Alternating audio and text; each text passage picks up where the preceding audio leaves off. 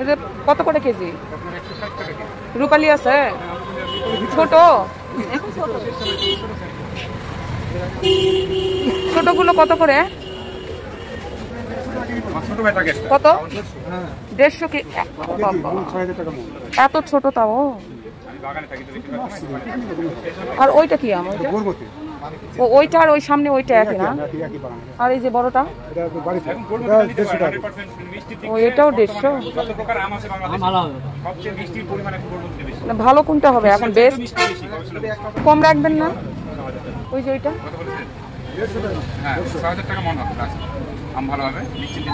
দেখি পাকা, পাকা না কাঁচা? পাকা নেই।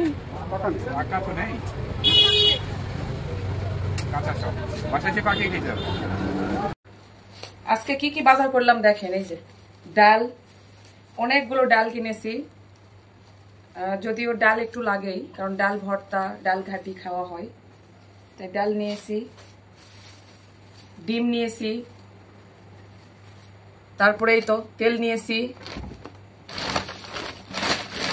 মজার একটা বিষয়, যেটা আমি কখনো কিনি না, কারণ এরকম আমার অতটাও পছন্দ না, মশমশা হইলে খাই।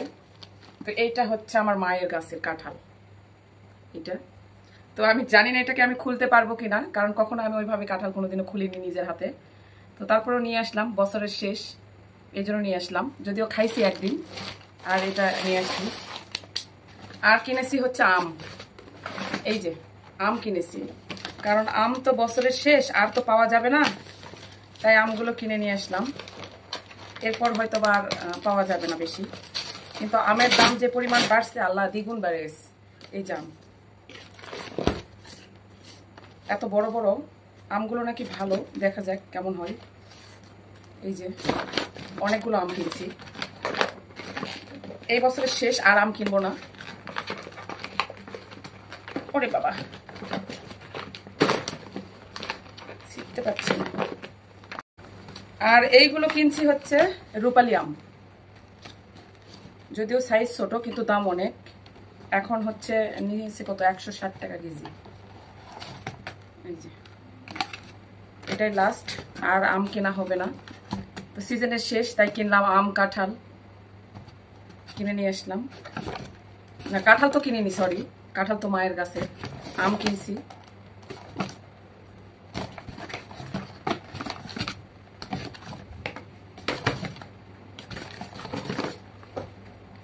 এই যে আম।